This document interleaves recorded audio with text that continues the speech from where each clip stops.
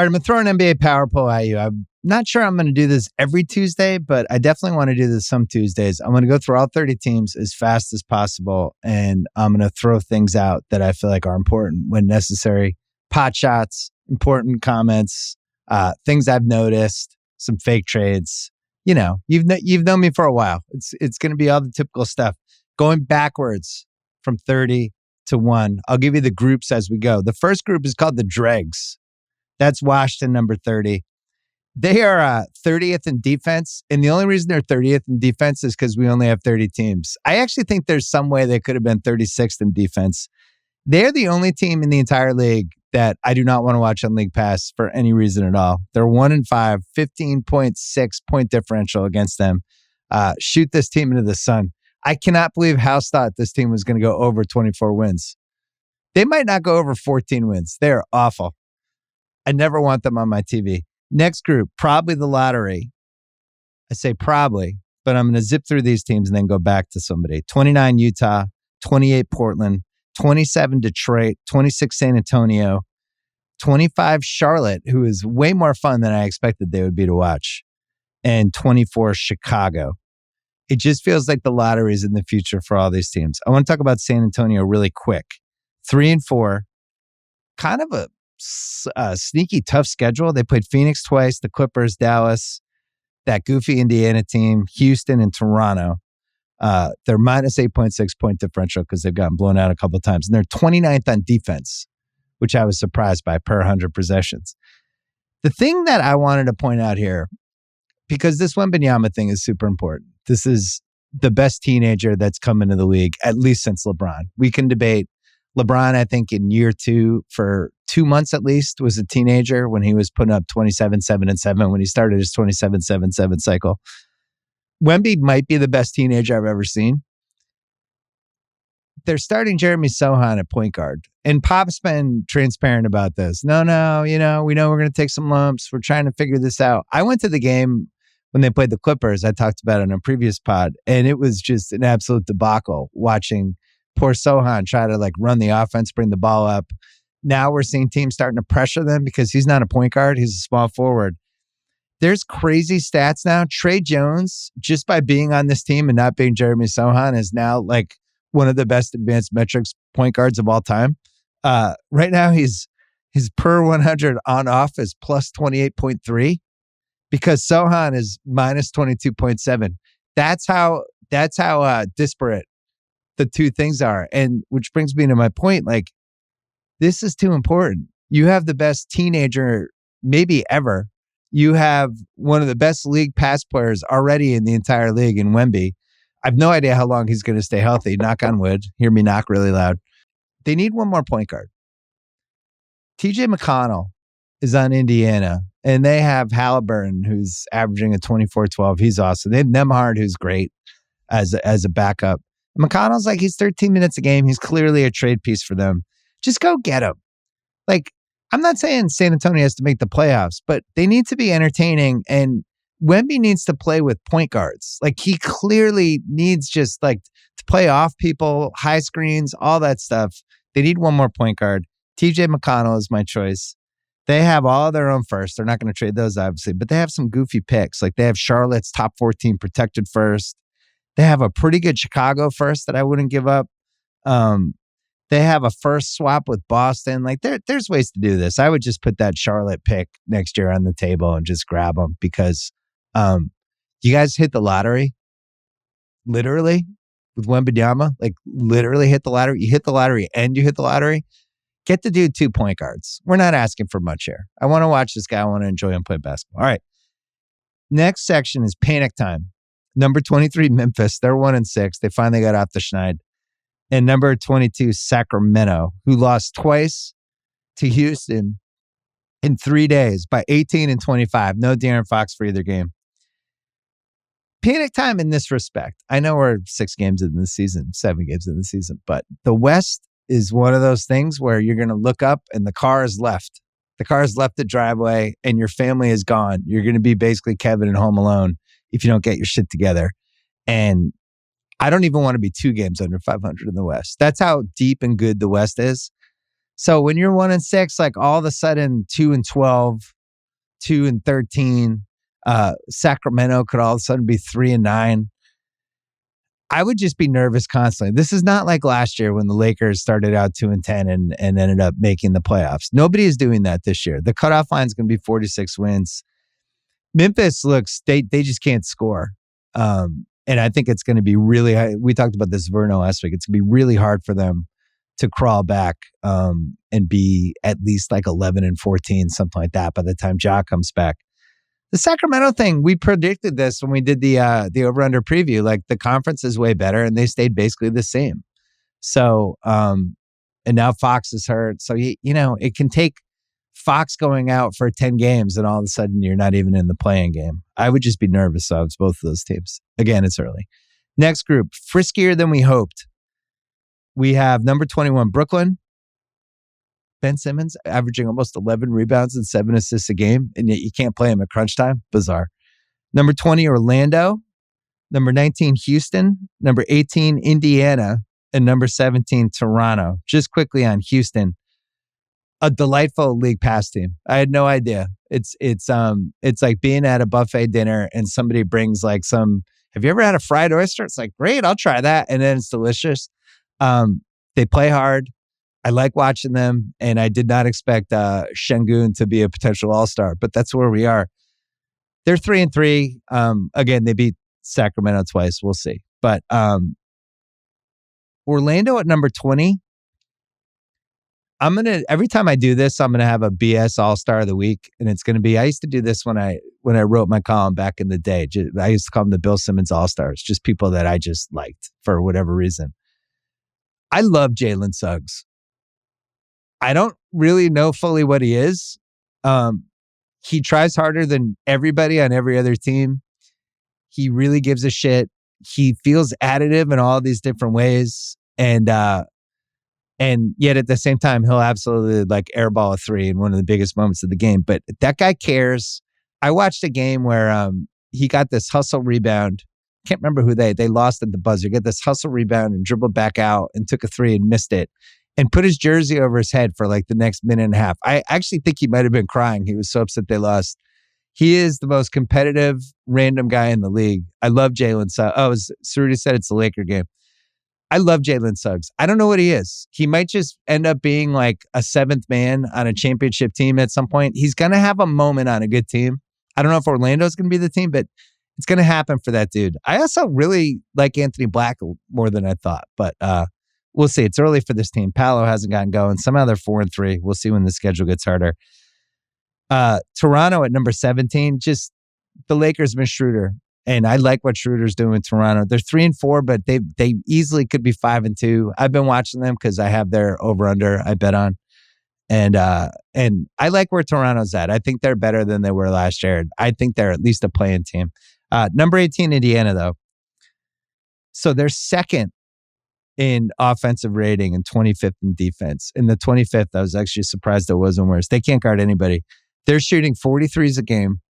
Their top 6 guys are all over 40% three-point shooting. They're kind of like the 80s Nuggets, but with threes, and they just play with a certain pace. And some days it's going to be bad. Like the Celtics put 155 points on them, and it probably could have been 160 if they had made some shots. Halliburton's special. He's a 24-12 this year. But the crazy thing about their offense is that Mathurin's been terrible. And Mathurin was a guy that they were like, this is going to be our guy. He's making a leap. We're going to trade Buddy Hield. We got to give the car keys to Mathurin in that spot. And he's been bad. And their offense has still been pretty good. This is a team that anytime you see them, I don't know if you bet basketball, but if they're like plus 11, plus 12, it's like they could beat anybody any night. I'm just telling you.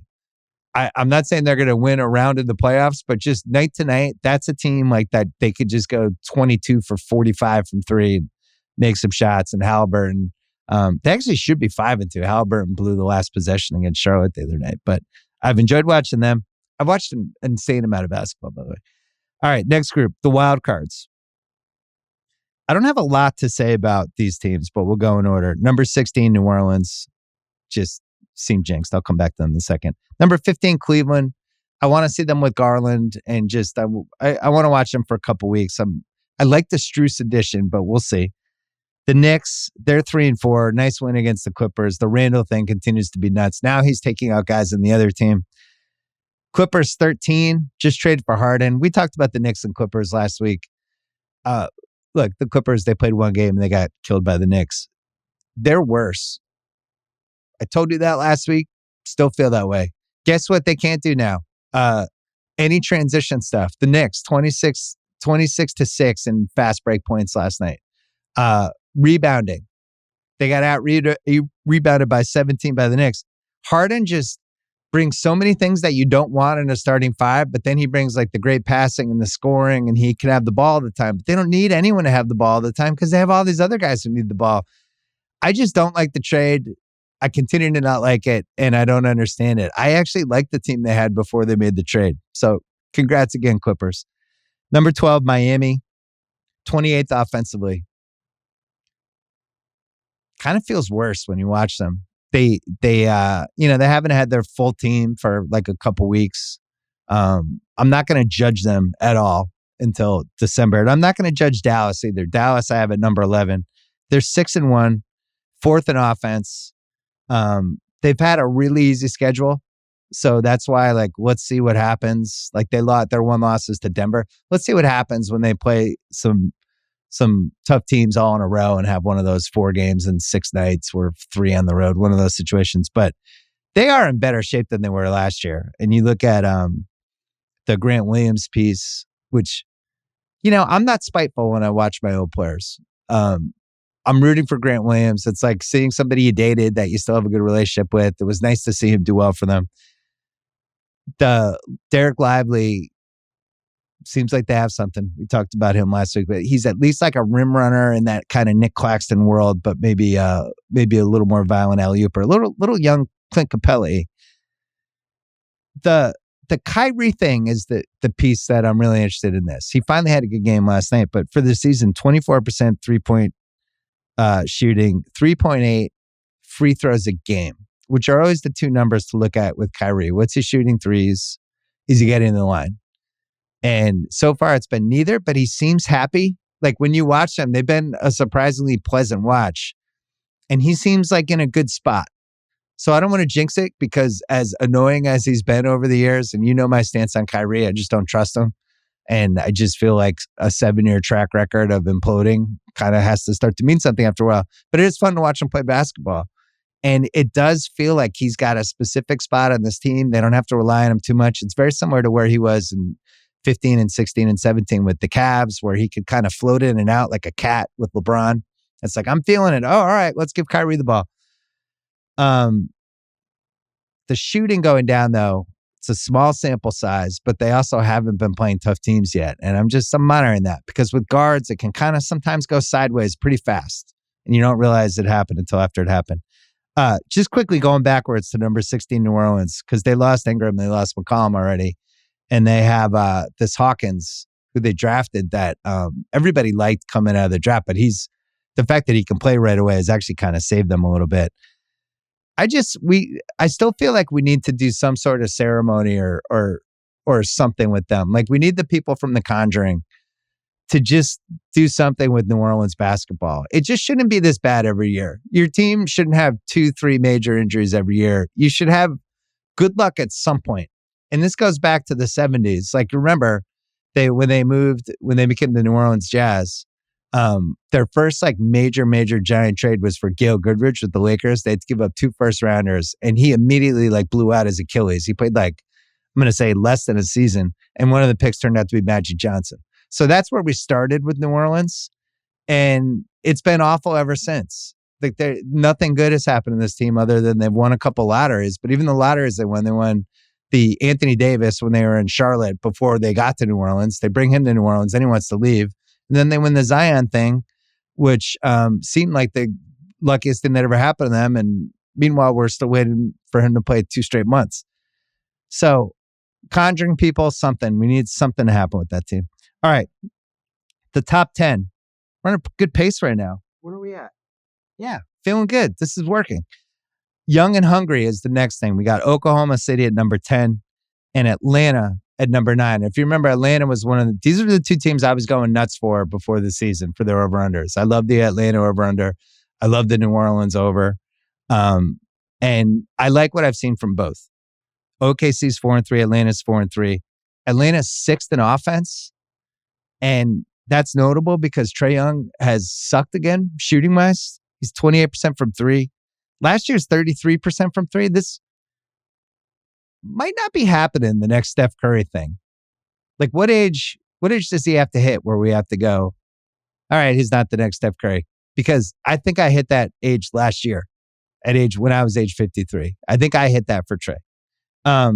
They killed Minnesota, which is notable. We'll talk about Minnesota in a second, but I watched that game. They really, really, really handled them. I like this Atlanta team. And I think there's a path for them to be a 3 or a 4 seed if Trae can get going. And then OKC, trade for a big already. You're a guy short. Like, stop. You guys have a chance to be like a 50-win team. What are you doing? I want to see what's going on with Josh Giddey in about 2 weeks, whether it looks different than it has for the first couple weeks here.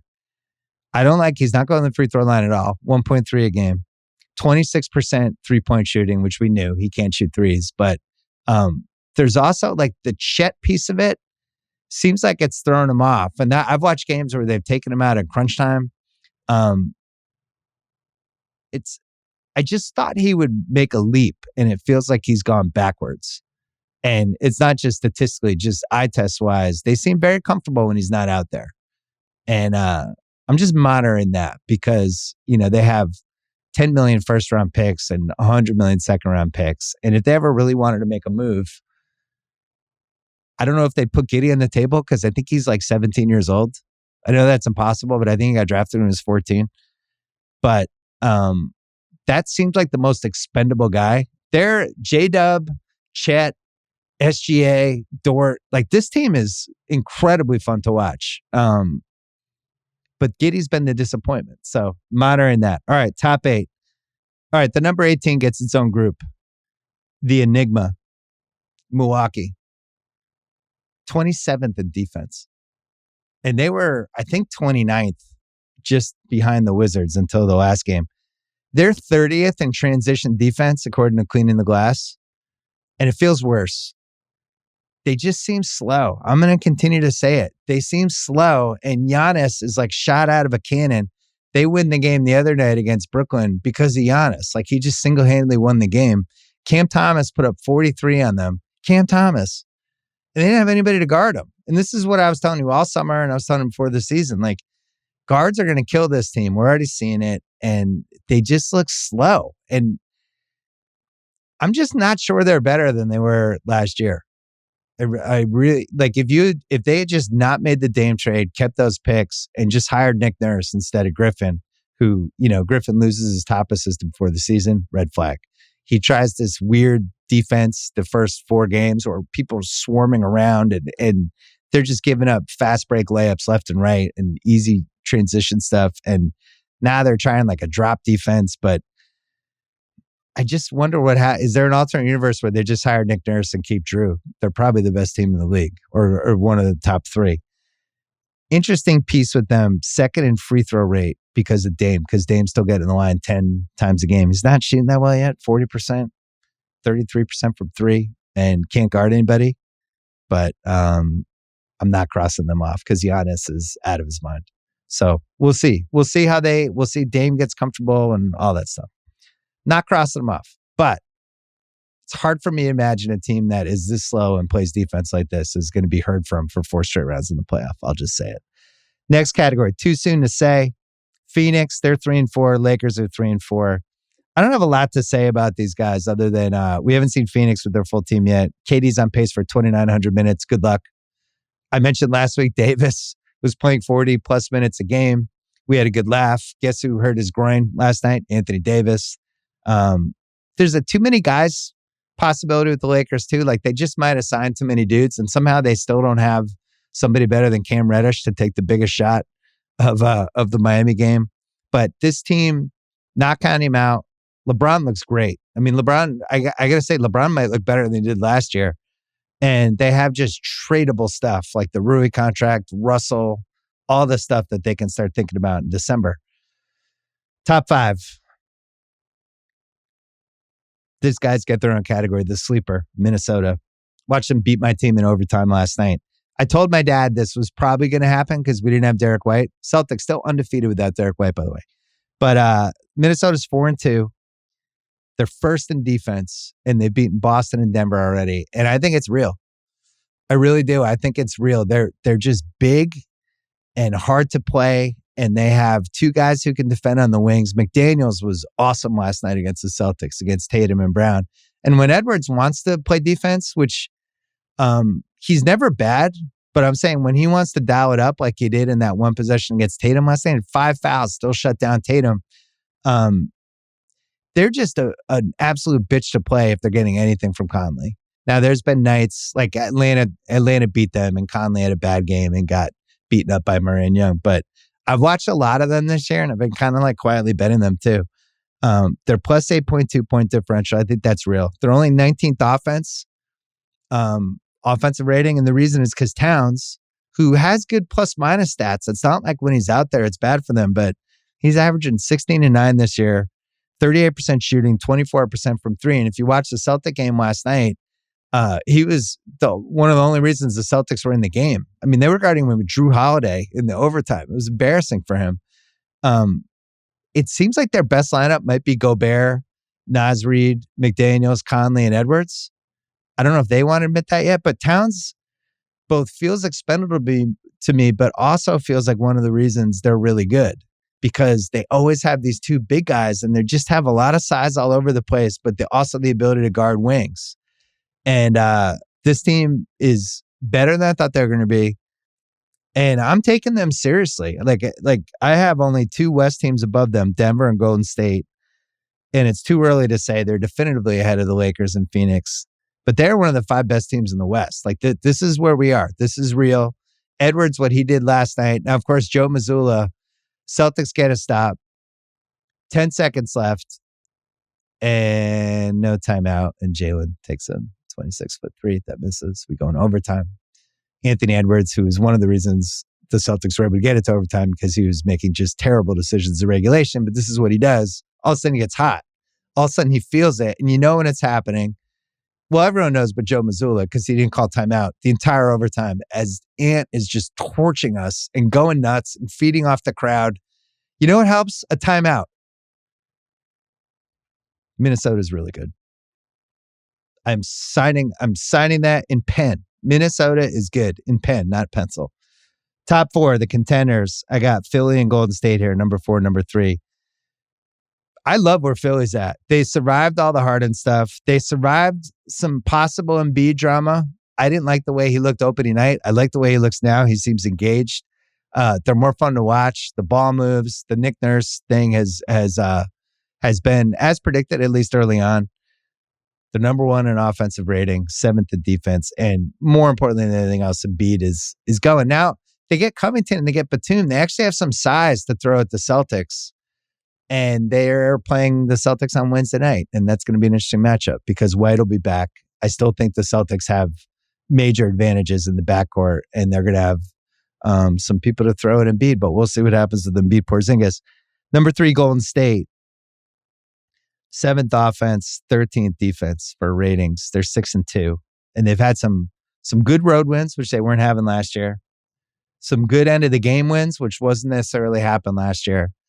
And the chemistry, which they can't stop talking about. It's like, enough. How bad are you going to make Jordan Poole feel?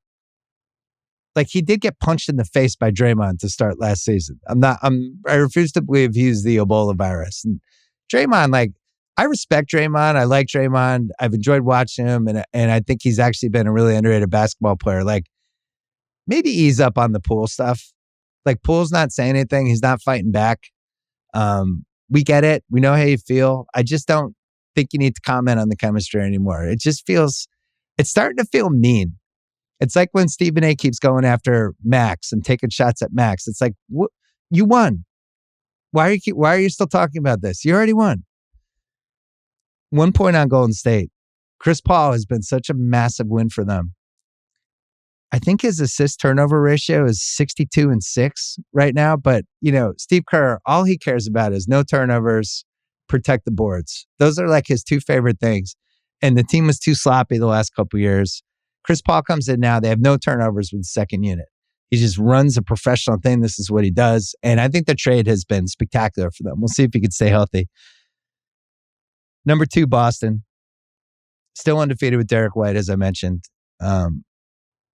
Third offensive rating, second defensive rating.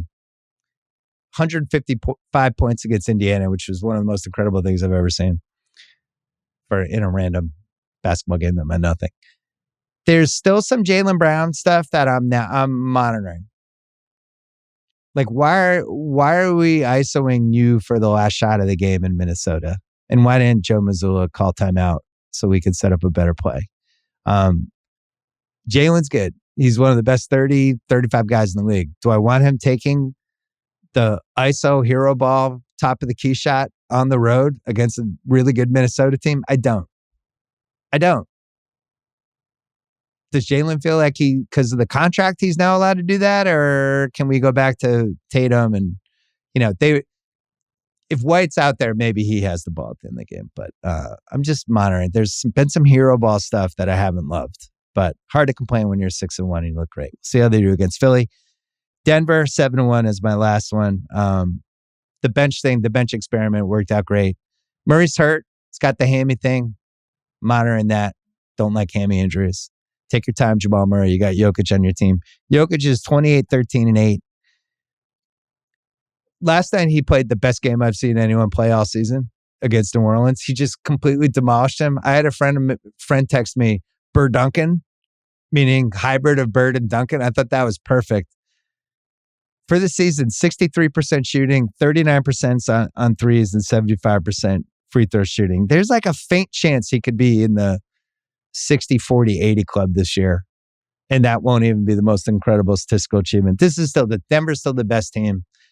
If they're healthy, I think they're going to win the title again. I picked Denver over Boston before the season. Nothing I have seen in the first 2+ weeks has made me change that opinion.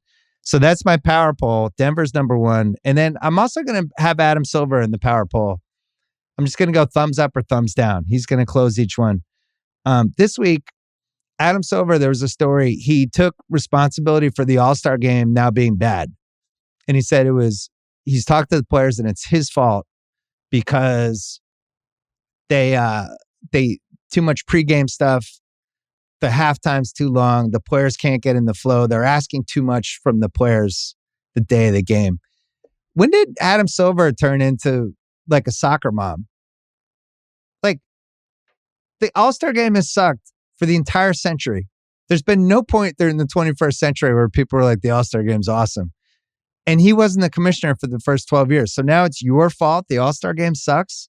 Stop doing stuff like this, Adam Silver. Like, I got to say, I kind of miss Stern. I just don't feel like Stern would have been like, the All-Star game's my fault. I'm sorry, guys. I'll make the halftime shorter. Like, the All-Star game is the players' fault because they don't give a shit about it. And it's embarrassing. And it's their fault. It's not your fault, Adam Silver. I'm going to put my Robin Williams beard on. It's not your fault. It's not your fault. Anyway, thumbs down for Adam Silver this week. Come on. Be the commissioner. Do your thing. Start worrying about how teams have too many timeouts and the instant replay reviews are too long. Don't worry about your culpability in the All-Star game being bad.